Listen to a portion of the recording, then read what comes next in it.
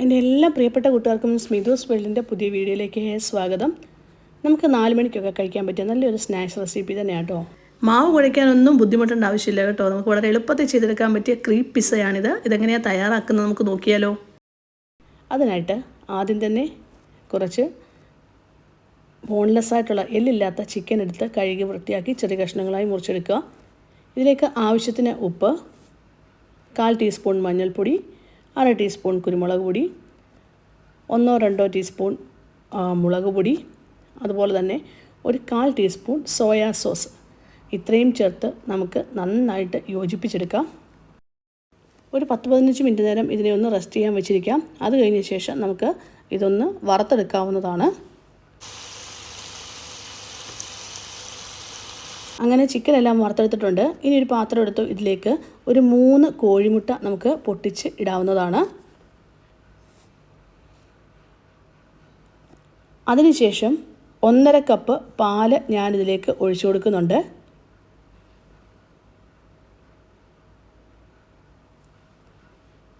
ഇനി നമുക്ക് ഇത് നല്ലതായിട്ടൊന്ന് യോജിപ്പിച്ചെടുക്കാം.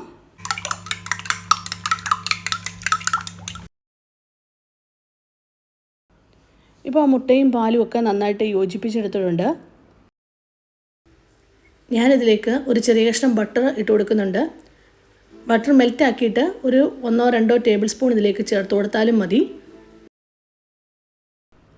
എന്നിട്ട് 1 കപ്പ് മൈദ ഇതിലേക്ക് ചേർത്ത് കൊടുക്കണം. ഈ ഒരു മാവിന് ആവശ്യമായിട്ടുള്ള ഉപ്പും കൂടെ ചേർത്ത് സ്പൂൺ വെച്ച് തന്നെ ഒന്ന് മിക്സ് ചെയ്ത ശേഷം മിക്സിയുടെ ജാറിലേക്ക് നമുക്ക് ഇട്ട് കൊടുത്ത് നന്നായിട്ടൊന്ന് അരച്ചെടുക്കാം. ഞാൻ മിക്സിയുടെ ജാറിലിട്ട് അരച്ചെടുത്തിട്ടുണ്ട് കേട്ടോ. ഇനി നമുക്ക് ഒരു ട്രെയിലേക്ക് ഒരു ബട്ടർ പേപ്പർ വെച്ചിട്ടൊന്ന് ഓയിൽ തൂത്ത ശേഷം അതിന് മുകളിൽ ഞാൻ ബട്ടർ പേപ്പർ വെച്ച് കൊടുത്തിട്ടുണ്ട്. ഈ ഒരു ബട്ടർ പേപ്പറിലേക്ക് നമ്മൾ തയ്യാറാക്കി വെച്ചിരിക്കുന്ന ഈ ഒരു മാവ് ഒഴിച്ചു കൊടുക്കണം. ഈ മാവ് വളരെ കട്ടി കുറഞ്ഞ് തന്നെയായിരിക്കുന്നത് കേട്ടോ. ഒരുപാട് കട്ടിയോടുകൂടെ അല്ല എടുത്തിരിക്കുന്നത്. കട്ടി കുറഞ്ഞ രീതിയിൽ തന്നെ അതിനെ പരത്തിയെടുത്തിട്ടുണ്ട്. അങ്ങനെയുള്ളൊരു ട്രേയാണ് ഞാൻ എടുത്തിരിക്കുന്നത്.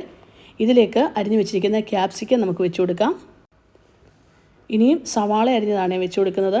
ഈ ക്യാപ്സിക്കം, സവാള ഇതൊക്കെ നമുക്ക് വേണമെങ്കിൽ ചേർത്ത് കൊടുക്കാം, വേണ്ടെങ്കിൽ അതൊക്കെ ഒഴിവാക്കാം. അതൊക്കെ നമ്മുടെ ഇഷ്ടങ്ങളാണ്. ഇനിയും സീഡൊക്കെ കളഞ്ഞ് അരിഞ്ഞു വെച്ചിരിക്കുന്ന തക്കാളിയാണ് ഇതിലേക്ക് ചേർത്ത് കൊടുക്കുന്നത്. ഇനി നമുക്ക് ഉലുവങ്ക ചേർത്ത് കൊടുക്കാവുന്നതാണ്.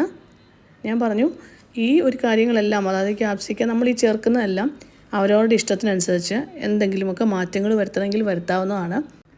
നമ്മുടെ കുഞ്ഞുങ്ങൾക്ക് എന്താണോ ഇതിലൊക്കെ ചേർക്കുന്ന ഇഷ്ടം അതിനനുസരിച്ച് നമുക്ക് ചെയ്തു കൊടുക്കാം. ഇനി നമ്മൾ വറുത്ത് വെച്ചിരിക്കുന്ന ചിക്കനും കൂടെ ഇതിലേക്ക് ചേർത്ത് കൊടുക്കാവുന്നതാണ്. എന്നിട്ട് മൊസറല്ല ചീസും കൂടെ ഇതിലേക്ക് ഇട്ട് കൊടുക്കുക. ആവശ്യത്തിന് മൊസറല്ല ചീസും കൂടെ ചേർത്ത് കൊടുക്കണേ. കാരണം ഇതൊരു പിസ്സ തന്നെയാണ്. അപ്പോൾ ആ പിസ്സയുടെ ടെക്സ്ചർ കിട്ടണമെങ്കിൽ നന്നായിട്ട് മൊസറല്ല ചീസൊക്കെ ചേർത്ത് കൊടുത്തേ പറ്റത്തുള്ളൂ. ഞാനിപ്പം മൊസറല്ല ചീസും കൂടെ ചേർത്ത് കൊടുക്കുകയാണ്. എന്നിട്ട് ഇതിലേക്ക് ഒറിഗാനോ പൗഡറോ അല്ലെങ്കിൽ ചില്ലി ഫ്ലേക്സോ ഒക്കെ നമുക്ക് ചേർത്ത് കൊടുക്കാം കേട്ടോ. ഇത്രയും ചേർത്ത് കൊടുത്തു കഴിഞ്ഞ ശേഷം നമുക്കിത് ബേക്ക് ചെയ്യാനായിട്ട് വെക്കാവുന്നതാണ്. 180 ഡിഗ്രി സെൽഷ്യസിൽ ഒരു 25 മിനിറ്റ് നേരം ഇതിനെ ബേക്ക് ചെയ്യാൻ വയ്ക്കുക.